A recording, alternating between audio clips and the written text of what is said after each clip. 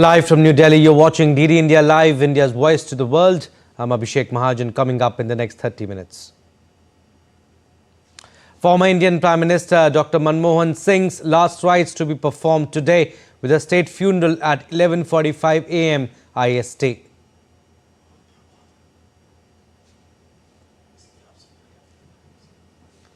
Houthis claim new attacks on Israel after strikes hit Yemen airport. Germany's president dissolves parliament, snap elections on February 23rd. Cold wave conditions intensify in several parts of North India as upper Himalayan region receives fresh snowfall.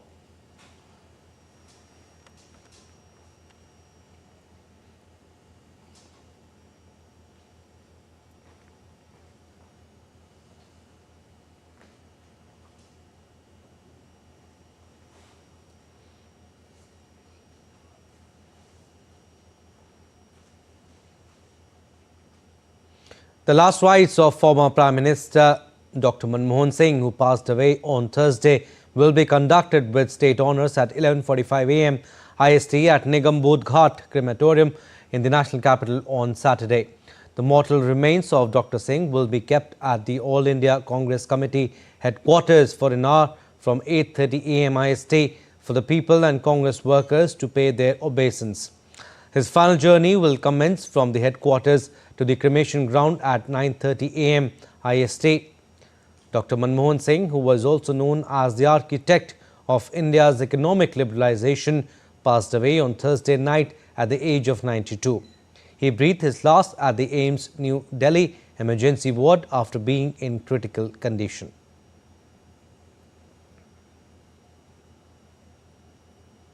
The Union government will allocate space for a memorial dedicated to former Prime Minister Dr. Manmohan Singh. The Union Home Ministry announced on Friday night that the decision has been conveyed to his family and Congress President Mallikarjun Kharge. The Home Ministry also stated that the government received a request from Congress Chief Mallikarjun Kharge to allocate space for the memorial. Following the cabinet meeting, Union Home Minister Amit Shah informed Kharge and Dr. Singh's family about the government's decision to proceed with the allocation. Dr. Manmohan Singh retired from the Rajya Sabha in April 2024. Despite his age-related illness, Dr. Singh attended some sessions of Parliament in a wheelchair, a rare display of dedication by the 92-year-old economic strategist. Here's a look at the life and times of late Dr. Manmohan Singh. Manmohan Singh, a pioneering economic administrator, statesman, and India's third longest-serving Prime Minister, passed away at the age of 92. A towering figure in India's public life, his remarkable journey from humble beginnings to shaping the nation's economic and political landscape will be remembered for generations to come. Born on the 26th of September in the year 1932 in a village in Punjab province of undivided India, Singh excelled in studies despite limited resources. He won a place at Cambridge University before heading to Oxford, earning a doctorate with a thesis on the role of exports and free trade in India's economy. His book, India's Export Trends and Prospects for Self-Sustained Growth, was an early critique of India's inward-oriented trade policy. His academic credentials were burnished by his years on the faculty of Punjab University and the prestigious Delhi School of Economics. In the year 1971, Singh joined the Government of India as an economic advisor in the Commerce Ministry. This was soon followed by his appointment as the Chief Economic Advisor in the Ministry of Finance in 1972. Among the many governmental positions that Manmohan Singh occupied were the Secretary in the Ministry of Finance, Deputy Chairman of the Planning Commission, Governor of the Reserve Bank of India, Advisor of the Prime Minister, and Chairman of the University Grants Commission. He was nominated to the Rajya Sabha for the first time by the Congress Party in October 1991, 4 months after he became the Union Finance Minister. He represented Assam for 5 terms in the Rajya Sabha and shifted to Rajasthan in 2019. his last term that ended in April this year. He was the Prime Minister for 2 successive terms. One of the biggest highlights of Singh's regime was securing the India-US civil nuclear agreement that opened up civilian nuclear cooperation. Manmohan Singh led the UPA government delivered about 8.5% GDP growth. The two UPA regimes led by Manmohan Singh are credited with the launch of social welfare initiatives such as guaranteed job schemes, Mahatma Gandhi National Rural Employment Guarantee, and the right to education for every child. Dr. Manmohan Singh's years as Prime Minister were, however, marred with scams like 2G, CWG, and coal block allocations. Despite the late hiccups, Singh's image as a clean leader remained untarnished. He will be remembered as the architect of India's tryst with economic liberalization and sustained economic growth. Bureau Report, DD India. And leaders from across the world have expressed grief over the demise of Dr. Manmohan Singh, recognizing his significant role in India's economic reforms and international relations. DD India's Abhishek Bose brings us this report. India's President Draupadi Murmu and Prime Minister Narendra Modi led the nation in bidding adieu to former Prime Minister Dr. Manmohan Singh. PM Modi said India will always remember his contributions to the nation. एक अर्थशास्त्री के रूप में उन्होंने अलग अलग स्तर पर भारत सरकार में अनेक सेवाएं दी। एक चुनौतीपूर्ण समय में उन्होंने रिजर्व बैंक के गवर्नर की भूमिका निभाई। पूर्व प्रधानमंत्री भारत रत्न श्री पीवी नरसिम्हा राव जी की सरकार के वित्त मंत्री रहते हुए उन्होंने वित्तीय संकट से घिरे देश को एक नई अर्थव्यवस्था के मार्ग पर प्रशस्त किया। प्रधानमंत्री के रूप में देश के विकास में और प्रगति में उनके योगदान को हमेशा याद किया जाएगा। The demise of Dr. Manmohan Singh, who was also a renowned economist, has drawn condolences and tributes from global leaders. French President Emmanuel Macron called Dr. Singh a great man who devoted his life to India. On social media platform X, Macron said, India lost a great man and France a friend. The United States offered condolences on Dr. Manmohan Singh's demise. US Secretary of State Antony Blinken called Dr. Singh one of the greatest champions of the US-India strategic partnership. Notably, Dr. Manmohan Singh played a significant role in advancing the 2007 Civil Nuclear Cooperation Agreement between India and the US. China's Foreign Ministry expressed condolences over the passing of Dr. Manmohan Singh. China said Singh had made positive contributions to India-China relations. Former Canadian Prime Minister Stephen Harper joined the international chorus of condolences, praising Dr. Singh for his exceptional intelligence, integrity and wisdom. Former Maldivian President Abdullah Shahid shared his condolences. He recalled Dr. Singh's 2011 visit to the Maldives, where he became the first head of state to address the Maldivian parliament. Former Afghan President Hamid Karzai described Dr. Singh as one of India's most illustrious sons and an unwavering ally and friend to the people of Afghanistan. Former Prime Minister Dr. Manmohan Singh will be remembered as a pivotal figure in India's economic transformation and a respected statesman on the international stage. Abhishek Bose for DD India. And today we also remember the life and legacy of Ratan Tata, a visionary leader, philanthropist and iconic figure in Indian industry. DD India pays tribute to the former Tata Group chairman on his birth anniversary. Here's a special report. Born on 28 December 1937 in Mumbai, Ratan Tata's journey was marked by adversity and resilience.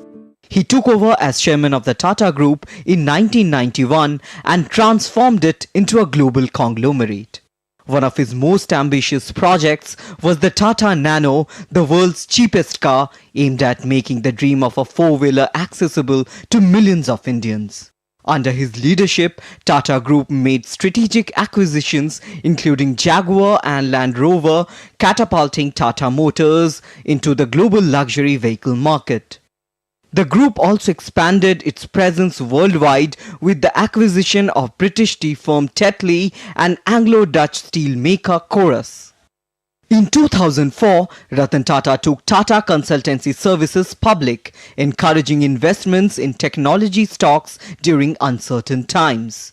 His impact extended beyond business as he nurtured India's startup ecosystem, supporting successful ventures like Paytm, Ola, Lenskart, Urban Company and many more. Ratan Tata's philanthropic efforts touched millions of lives. He established a network of cancer hospitals, including the Tata Memorial Hospital, which provides free cancer treatment to thousands of patients every year.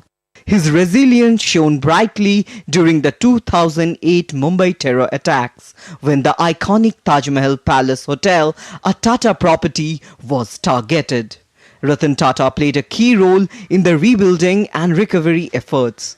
He pledged lifelong support to affected families. Beyond his professional accomplishments, Ratan Tata was known for his love of dogs and advocacy for animal welfare. His contributions earned global recognition. In 2008, he received the Padma Vibhushan, the second highest civilian honor in India.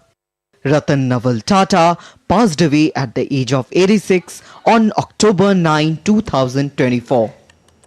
His vision, values and achievements will continue to inspire generations to come.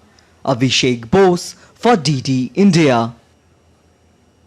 All right, DD India correspondent Siddharth Bhardwaj joins us live from outside the residence of former Prime Minister late Dr. Manmohan Singh in New Delhi. Siddharth, give us the updates from late Dr. Manmohan Singh's residence. Mortal remains will be taken to AICC headquarters, and then public and Congress workers will have the opportunity to offer their tributes. That's right, Abhishek.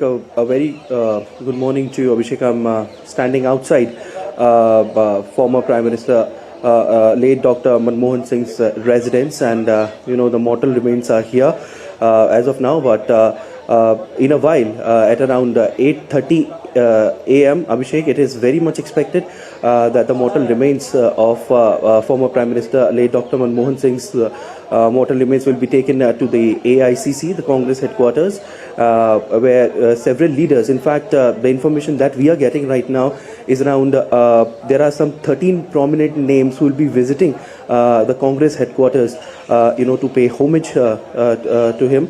And the security arrangements here where I am are very tight. Let me show you the visuals. I would request my camera person to pan across, here, and you can see the security arrangement. They are very, very tight, as the mortal remains are still at the residence of former Prime Minister late Dr. Manmohan Singh.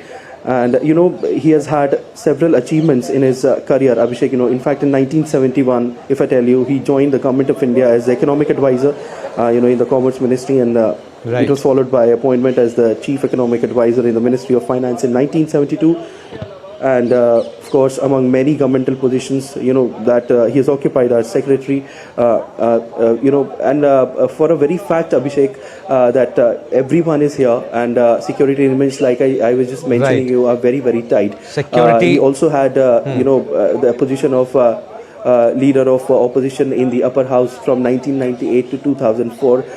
So yeah, all in all, what we can say right now from here is that the mortal remains of former Prime Minister late Dr. Manmohan Singh will be taken to the AICC headquarters, where some prominent names, I just told you that the information that we have got, around 13 are expected to visit and pay homage to him. And security arrangements, like I just mentioned, are very, very tight.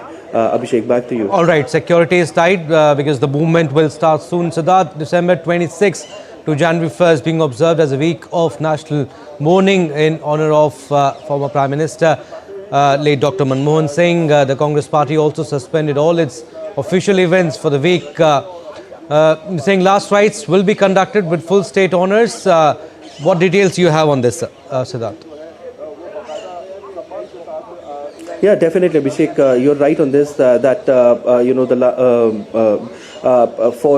For many days from now, all the events are cancelled. Because of the state mourning, and no events will certainly take place. And as of now that we are standing here, I can just give you information that mortal remains of former Prime Minister late Dr. Manmohan Singh will be taken to the Congress headquarters, where some people along with some prominent names will come and pay homage to him. And apart from that, the last rites will be conducted after that around 11:30 a.m. This is the information that we are getting in. Time may vary, but this is the information that we have right now, Abhishek, on this. All right, Siddharth, we'll leave it at that. Siddharth Bhardwaj reporting from outside the residence of late Prime Minister Dr. Manmohan Singh. Still to come on this edition of DD India Live. Donald Trump asked Supreme Court to pause TikTok ban.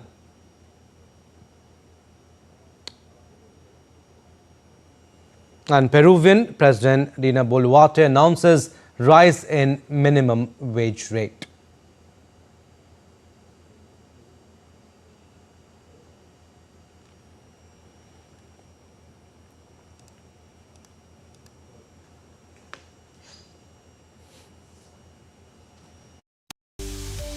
This year, the Wall of Sports gave unforgettable moments that will forever echo in the halls of glory. From Paris Olympics 2024 to India's trailblazing success at the Paralympics, chess prodigy Gukesh conquering the world. India ended a long way to bring home the T20 World Cup glory. And on the European stage, Spain proved their dominance yet again. Relive the drama, the triumphs and the passion that defined Sports Saga 2024.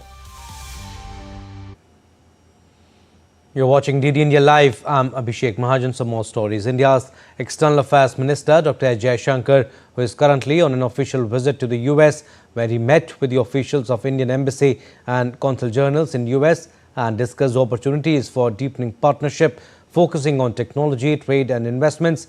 In 2 days' conference with them, he also shared views on better serving the Indian community in the USA. The minister also met US Representative Mike Waltz, had wide-ranging conversation on bilateral partnership as well as current global issues. Mike Waltz is Trump's pick for National Security Advisor. The minister also met US Secretary of State Antony Blinken. Both the leaders reviewed the advancement of India-US partnership over the last 4 years, agreed that cooperation has strengthened in many domains just as the comfort levels have grown correspondingly. Both showed confidence that India-US relationship will serve mutual interest as well as global good.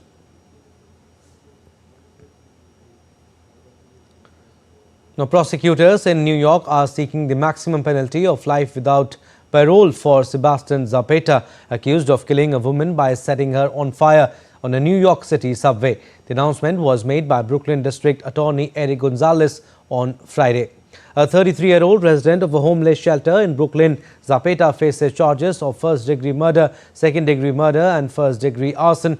According to police, he used a lighter to ignite the clothes of a woman who appeared to be asleep on an F train at the Coney Island Stillwell Avenue subway station last Sunday. She was pronounced dead at the scene, with the medical examiner confirming smoke inhalation and thermal injuries as the cause of death.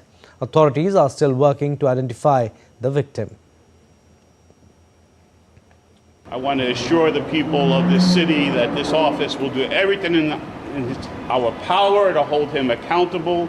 This was a malicious deed, a sleeping, vulnerable woman on our subway system. This act surprised many New Yorkers as they were getting ready to celebrate the holidays. But now New Yorkers are waking up and understanding that on the 22nd of this year, this happened. This was intentional. US President-elect Donald Trump has requested the US Supreme Court to put a halt on implementation of a law that would ban popular social media app TikTok or force its sale. Trump's argument was that he would have time after taking office to pursue a political resolution to this vexed issue. The court is set to hear arguments in the case on January 10 next year. The law would require TikTok's Chinese owner ByteDance to sell the platform to an American company or face a ban. The US Congress voted in April to ban it unless ByteDance sells the app by January 19. Trump's support for TikTok is a reversal from 2020 when he tried to block the app in the United States and force its sale to American companies because of his Chinese ownership. Meanwhile, Trump spoke with TikTok CEO after asking Supreme Court to pause ban on the social media. And senior members of Canada's cabinet held talks with US President-elect Donald Trump's nominees to lead the Departments of Commerce and the Interior as Ottawa works to hold off the threat of punishing tariffs. Canada's newly appointed Finance Minister Dominic LeBlanc and Foreign Minister Melanie Joly met with Howard Lutnick, Trump's Commerce Secretary nominee, who will also lead the country's tariff and trade agenda. Trump has vowed to impose crippling 25% tariffs on all Canadian imports when he takes office next month. He has said they will remain in place until Canada addresses the flow of undocumented migrants and the drug fentanyl into the United States. And in a letter to the lawmakers on Friday, Treasury Secretary Janet Yellen warned that the U.S. Treasury Department may need to take extraordinary measures by as early as 14 January to prevent the United States from defaulting on its debt. Yellen urged lawmakers in the U.S. Congress to act to protect the full faith and credit of the United States. She added U.S. debt is anticipated to decrease by approximately $54 billion on January 2nd due to the scheduled redemption of non-marketable securities held by a federal trust fund linked to Medicare payments. Yellen further stated that the Treasury currently expects to reach the new limit between January 14 and January 23rd. As part of a 2023 budget agreement, Congress suspended the debt ceiling until January 1st, 2025. While the U.S. Treasury can continue to pay its bills for several more months, Congress will need to address the issue at some point next year. Failure to address the debt ceiling could prevent the Treasury from meeting its obligations, leading to a U.S. debt default with severe economic consequences. Now, Wall Street stocks stumbled on Friday as major companies saw their shares fall towards the end of a holiday week. The Dow Jones Industrial Average lost 0.8%, while the broad-based S&P 500 slid 1.1%, whereas the tech-heavy Nasdaq Composite Index plunged 1.5%. Major companies in particular saw their shares fall, with Microsoft slipping 1.7%, Amazon lost 1.4%, while Nvidia dropped 2.0%. Co-head of Trump's Department of Government Efficiency, Vivek Ramaswamy, is advocating for major H-1B visa reforms that ignited a debate within the Republican Party. Ramaswamy has voiced strong disapproval of the current H-1B framework, describing it as bad for everyone involved. He believed the program's lottery-based selection process should be replaced with a merit-based system. The change in existing H-1B laws is likely to benefit India and other nations, leading to quicker visa processing and an easier transition to permanent residency. As Peru shows signs of an economic recovery after slipping into a recession last year, Peruvian President Dina Boluarte announced that the minimum wage will rise 10% starting next year to just over $300 per month. It marks the first minimum wage increase since May 2022 under Boluarte's predecessor Pedro Castillo, who was ousted at the end of 2022 for attempting to dissolve Congress. Peru's economy fell into a recession in 2023 due to adverse weather effects and anti-government protests in the fallout after Castillo's removal from office. Boluarte remains one of the most unpopular leaders worldwide, with polls often pegging her approval at less than 5%. The decision to raise the minimum wage should boost spending for some of Peru's poorest, though the business sector had cautioned it could encourage more informal employment off the books.